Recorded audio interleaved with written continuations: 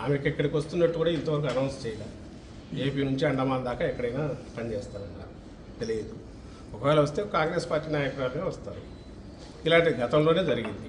మా పార్టీ పుట్టినప్పుడే first by ఎలక్షన్లోనే వివేకానంద రెడ్డి గారిని ఆ రోజు కాంగ్రెస్ దీంట్లోకి ఇది పెట్టుకొని ఆ రోజు తెలుగుదేశం కాంగ్రెస్ కలిసే కడపలో జగన్మోహన్ రెడ్డి గారిని మా పార్టీని మొగ్గలోనే ఉంచాలని ట్రై చేశారు. ఆయన రాజశేఖర రెడ్డి గారికి స్వయాన తమ్ముడు. సో మరి ఆ రోజు అదే కాంగ్రెస్ పార్టీ నుంచి ఆయన ఉన్నాడు, తర్వాత మంత్రిగా కూడా ఉన్నాడు. ఏమైంది ఆఖరికి ఆ రోజే అప్పుడు అధికారంలో కాంగ్రెస్ ఉంది, ప్రధాన ప్రతిపక్షం తెలుగుదేశం పార్టీ, మాదేమో అప్పుడే పుట్టిన వైఎస్ఆర్సీపీ అప్పుడే పుట్టిన పార్టీ. ఫ్యాన్ గుర్తు తెచ్చుకునే వేరే ఎలక్షన్లోకి వెళ్ళారు. రిజల్ట్ ఎందుకు చూశారు. ఈరోజు అసలు కాంగ్రెస్ పార్టీ లేదు. మీరు దాని గురించి మమ్మల్ని అడగడం, దానికి మేము సమాధానం ఇస్తాం, ఏమి ఇవ్వగలం. దీంట్లో ఏదైనా కనపడితే చంద్రబాబు కుట్రకోణం కనిపిస్తుంది. ఆ రోజు నుంచి రాజశేఖర రెడ్డి గారి మరణం మీదే డౌట్స్ ఉన్నాయి కాంగ్రెస్ దానికి సంబంధించి.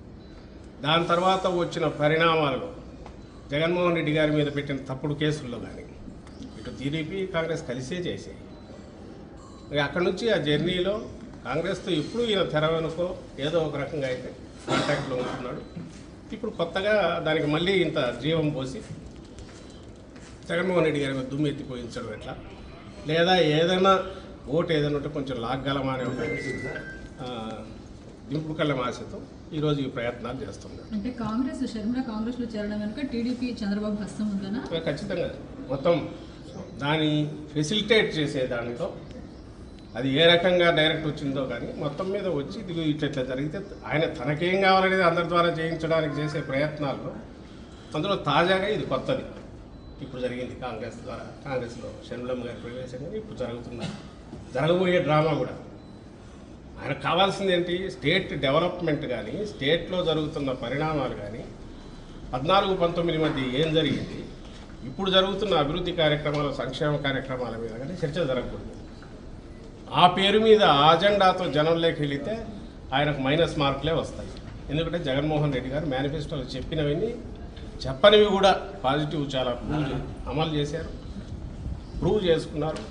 ప్రజల బ్లెస్సింగ్స్ ఉన్నప్పుడు ఇష్యూస్ డైవర్ట్ చేయాలంటే ఆయనకు ఎప్పుడు సంచలనాత్మకమైనవి, సంబంధం లేనివి, ప్రజలకు సంబంధం లేనివి ఎప్పటికప్పుడు ఏదో ఒకటి ఉండాలి. అవి అందులో క్రియేట్ చేయడంలో భాగంగానే ఇవన్నీ చేస్తూ వచ్చారు. ఇప్పుడు అందులో తాజాగా ఏం జరిగింది, బ్రదర్ అనిల్తో బీటెక్ రవి ఇవన్నీ యాదృచ్ఛికమైన అనుకోవట్లా. ఎందుకంటే ఇదే బ్రదర్ అనిల్ను ఇంతకుముందు ఎంత దుమ్మెత్తిపోసేవాళ్ళో అందరూ తెలుసు. క్రిస్టియన్ ఓట్ల కోసం గాలం వేస్తున్నారని, బ్రదర్ అనిల్ వస్తున్నాడని ఆయన ఒక దీని కింద చూపేవారు. మరి నిన్న చాలా మర్యాదపూర్వకంగా ఈయన పోయి ఎయిర్పోర్ట్లో కలిశారంట. ఎయిర్పోర్ట్లో ఎట్లా మర్యాదపూర్వకంగా బీటెక్ రవి కలుస్తారో నాకు అర్థం కాదు. వాళ్ళు వెళ్ళి కలవడము. సో ఇవన్నీ వరుస పెట్టి ఆ తర్వాత అక్కడ ఢిల్లీకి సంబంధించి మాట్లాడడంలో కానీ వీటన్నిటిలో వాళ్ళ ప్రయత్నాలు అన్నీ జరుగుతున్నాయి, అందరికి తెలిసినవే. వాటి గురించి మేమెందుకు కామెంట్ చేయట్లేదంటే ఇష్యూస్ డైవర్ట్ అవుతాయి, మేము దేని మీద చెప్పాలనుకుంటున్నాము దాని నుంచి డీవియేట్ అవుతుంది కాబట్టి మా అంతటా మేము అనట్లా. But at the same time సొంతంగా పార్టీ పెట్టుకోవడానికి కానీ లేదా ఇంకో పార్టీలో చేరడానికి కానీ ఒక్కసారి ఆమె రాజకీయ ప్రస్థానం